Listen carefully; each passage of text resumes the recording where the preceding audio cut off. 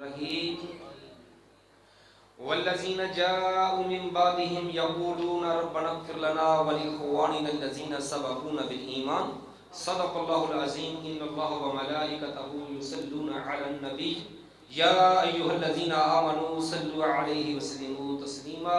کوئی زبان خاموش نہ رہے، محبت کے ساتھ درود و سلام. الصلاۃ والسلام علیک یا سیدی یا رسول اللہ وعلی آلک وصحابک یا حبیب اللہ.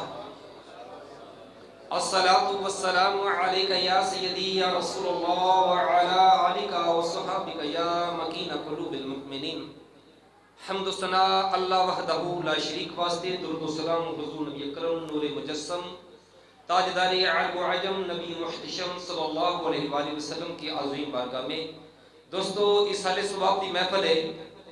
بھائی محمد اکرم انہاں دے والد گرامی بابا عبدالعزیز اس دنیا تو انتقال کر گئے نے، اساں بھی کر جانا ہے.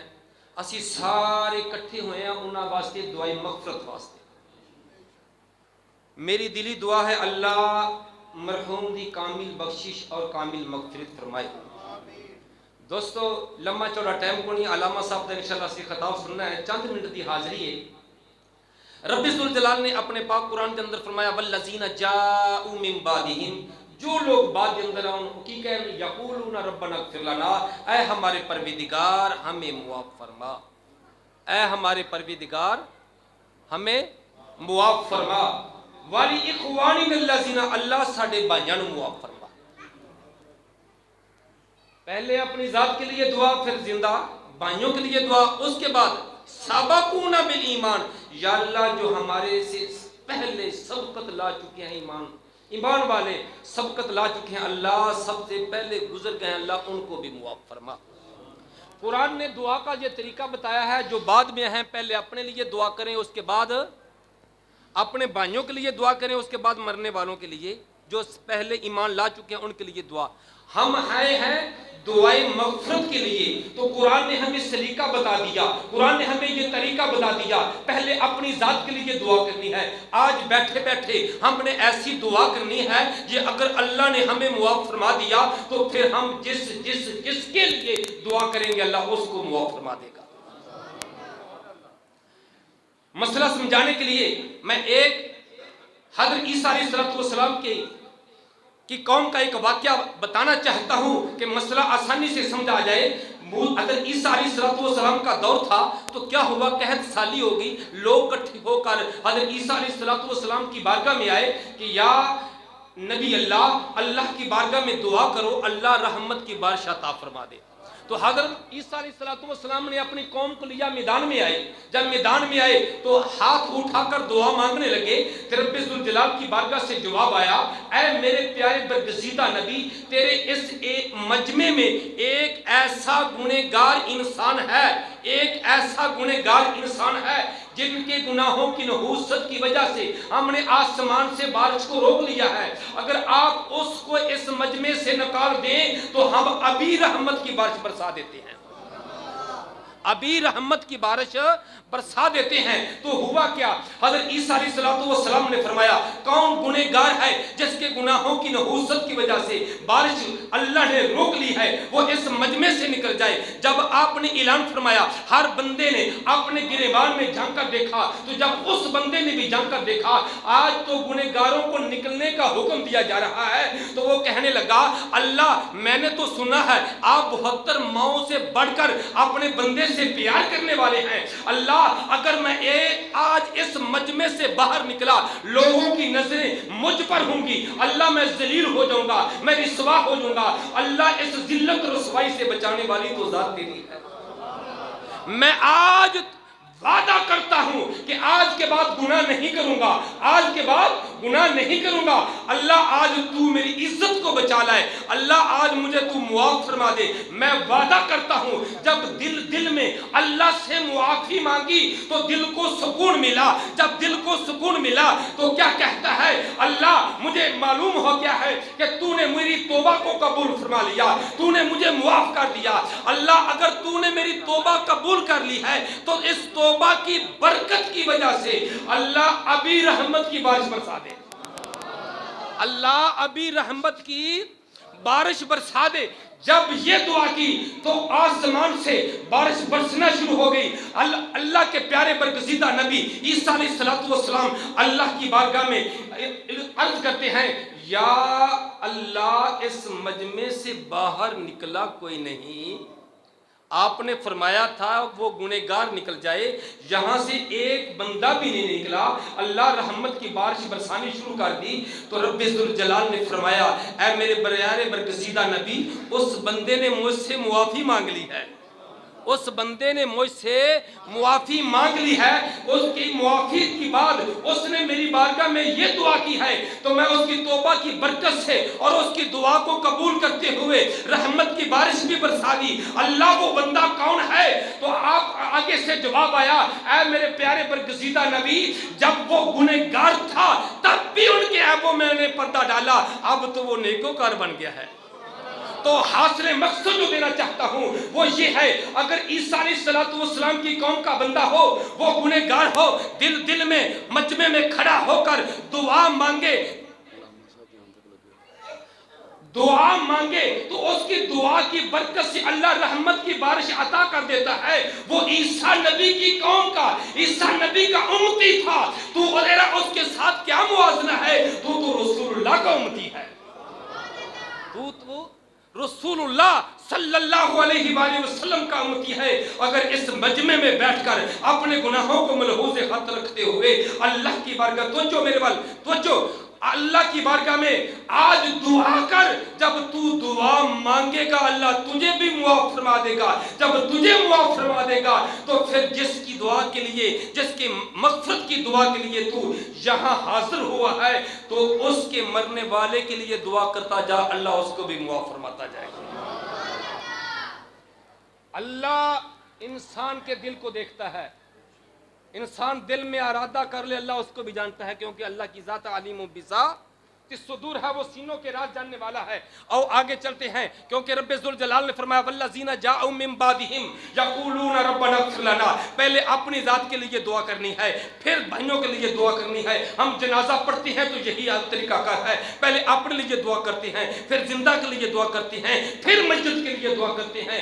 आज मैं तरीका बताना चाहता हूँ इस मजमे में आने वालों, भाई बाबा अब्दुल अजीज मरहूम की मग़फ़िरत की दुआ मांगने के लिए अब आज हम आए हैं। पहले हम अपने लिए जब दुआ मांगेंगे, अगर अल्लाह ने हमें मुआफ़ कर दिया, फिर मरने वाले को भी मुआफ़ फरमा देगा। मदीने का शहर है, मदीने का शहर है। हज़रत उमर बिन ख़त्ताब रज़ी अल्लाह तआला अन्हु का ज़माना है। एक नौजवान आ रहा है, उसके पास एक शराब की बोतल थी, एक शराब की बोतल थी। जब वो जा रहा था, आगे से अमीरुल मोमिनीन उमर बिन ख़त्ताब रज़ी अल्लाह तआला अन्हु आ रहे थे। रास्ते में मुलाकात हुई, तो जब उमर रज़ी अल्लाह तआला अन्हु को देखा तो बगल में शराब की बोतल को छुपाया, ऊपर से चादर ओढ़ ली। तो हज़रत अमीरुल मोमिनीन उमर बिन ख़त्ताब रज़ी अल्लाह तआला अन्हु ने देखा तो क्या हुआ, जब उसने छुपाई तो अर्ज़ करने लगा, अल्लाह आज मुझे उमर के गज़ब से बचा दे। अल्लाह मैं आपसे वादा करता हूँ कि आज के बाद शराब नहीं पीऊंगा। अल्लाह आज उमर के गज़ब से मुझे बचा ले। तो दोस्तों, अल्लाह की बारगाह में तौबा करता है, मुआफ़ी मांगी। जब उमर बिन ख़त्ताब रज़ी अल्लाह तआला अन्हु आपके करीब आए, आपने पूछा, ऐ नौजवान क्या छुपा रहा था, मुझे देखकर क्या छुपा रहा था?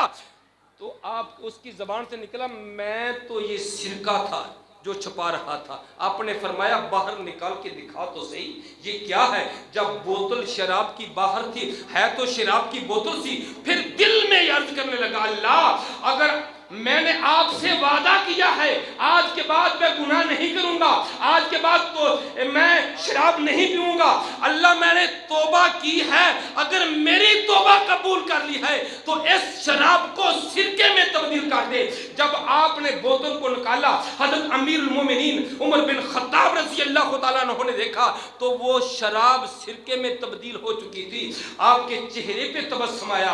आपने फरमाया, है तो शराब थी, लेकिन तूने अल्लाह से मुआफ़ी मांगी है, अल्लाह ने तेरी दुआ دعا کو قبول کر کے اس بوتل کو شراب سے سرکے میں تبدیل کر دیا۔ دوستو یہی دعوت فکر دینا چاہتا ہوں، ہم گنہگار ضرور ہیں، ہم حضور کے امتی بھی ہیں، لیکن آج اس مجمع میں بیٹھے بیٹھے اپنے گناہوں کو سامنے رکھتے ہوئے آج تو بھی توبہ کر لے، آج تو بھی اللہ سے معافی مانگ لے۔ جب تجھے اللہ نے معاف کر دیا، پھر جس کے لیے دعا مانگے گا اللہ اس کو بھی معاف فرما دے گا، اس کو بھی معاف فرما دے گا۔ تو دوستو یقولون ربنا اغفر لنا ولاخواننا الذین، پھر اپنے زندہ بھائیوں کے لیے دعا کرو، وسبقونا بالایمان، پھر جو پہلے ایمان لا چکے ہیں ان کے لیے دعا۔ الحمدللہ میں اپنے عقیدے کی بھی بات کرتا جاؤں، کیونکہ ایصال ثواب کی محفل ہے، ایصال ثواب کی محفل ہے۔ حضرت انس رضی اللہ تعالیٰ عنہ فرماتے ہیں، اس حدیث کے راوی ہیں مسند احمد بن حنبل جلد نمبر 1 میں یہ حدیث موجود ہے۔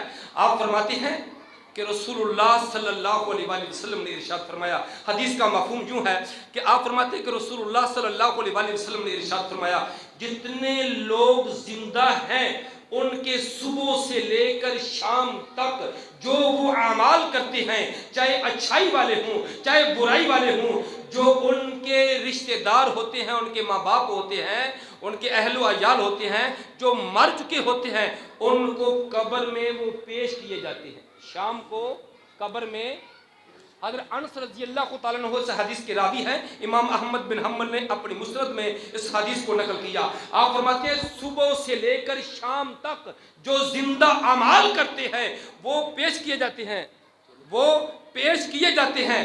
جب وہ پیش کیے جاتے ہیں وہ دیکھتے ہیں، اگر چنگے ہوتے ہیں، اچھے ہوتے ہیں، اعمال اچھے ہوتے ہیں تو وہ خوش ہوتے ہیں، اگر برے اعمال دیکھتے ہیں تو رب کی بارگاہ میں دعا کرتے ہیں، اللہ جتنی دیر تک اچھے اعمال نہ کر لیں، اللہ اتنی دیر تک ان کو موت نہ دینا۔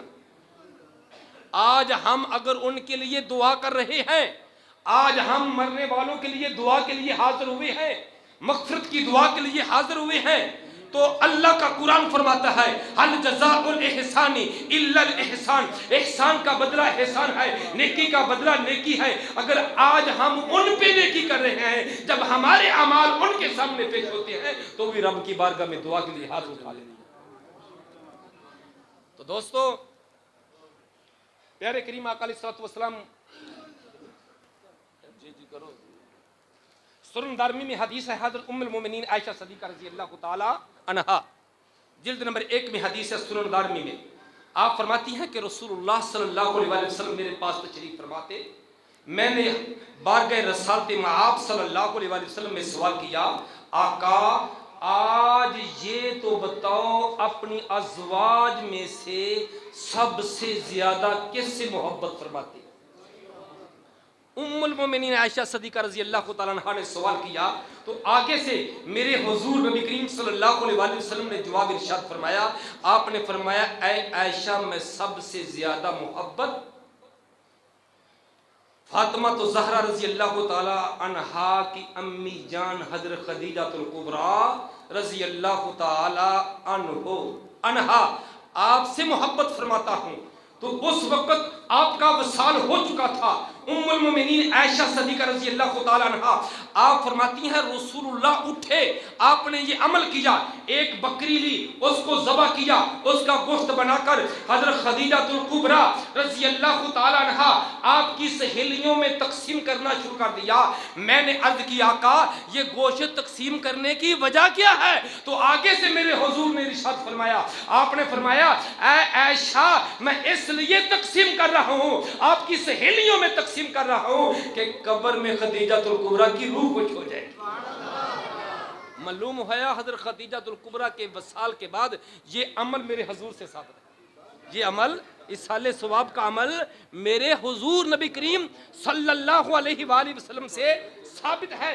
ایسے ہی مشکات شریف کی مشکات میں حدیث ہے، دوستو ایک وائل نامی آدمی تھا، اس کے 2 بیٹے تھے، میں نے کئی مرتبہ پہلے بھی یہ حدیث سنا چکا ہوں لیکن موضوع کی حساب سے، تو اس کے 2 بیٹے تھے، ایک کا نام حشام تھا، ایک کا نام عمر تھا۔ جب مرنے لگا تو دونوں بیٹوں کو بلا کر کہنے لگا جب میں فوت ہو جاؤں تو میرے مرنے کے بعد میرے آخری حدیث، اس کے بعد اجازت، میرے مرنے کے بعد 100 غلام میرے ایصال ثواب کے لیے آزاد کرنا ہے. 100 غلام میرے ایصال ثواب کے لیے آزاد کرنا ہے. جب وہ فوت ہو گیا تو بڑا بیٹا حشام اٹھا، اس نے 50 اپنے حصے کے غلام آزاد کر دیے. اپنے چھوٹے بھائی عمر سے کہنے لگا تو بھی باپ کی وصیت پہ عمل کر، اور 50 تیرے حصے میں ہے، تو بھی آزاد کر.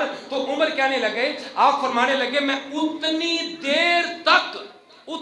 دیر تک غلام آزاد نہیں کروں گا جتنی دیر تک میں زہرا کے بابے سے مسئلہ نہ پوچھ لوں.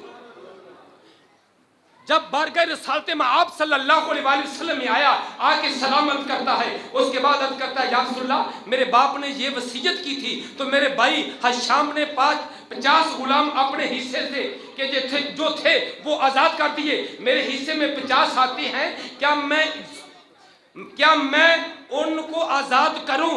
میرے باپ کو ثواب پہنچے گا کہ نہیں؟ تو آگے حضور نبی کریم صلی اللہ علیہ وسلم نے ارشاد فرمایا، سوال میرے مصطفیٰ کی بارگاہ میں ایک لے کر آیا تھا. آگے سے حضور نے تینوں کا جواب ارشاد فرمایا لو کان مسلمن فاتقتم عنہ او تصدقتم عنہ او حججتم عنہ بلغہ ذالک. فرمایا کاش تیرا باپ مسلمان ہوتا، اسے غلام آزاد کرنے کا ثواب پہنچتا. حضور نے شرط لگا دی، ایمان کا ہونا لازم ہے، مسلمان کا ہونا لازم ہے. کاش تیرا باپ مسلمان ہوتا، اسے غلام آزاد کرنے کا ثواب پہنچتا. او حججتم عنہ او صدقتم عنہ، اسے صدقہ خیرات کا ثواب پہنچتا. اگر کاش تیرا باپ مسلمان ہوتا، او حججتم عنہ بالغہ ذالک، تو اس سے حج کرنے کا ثواب پہنچتا.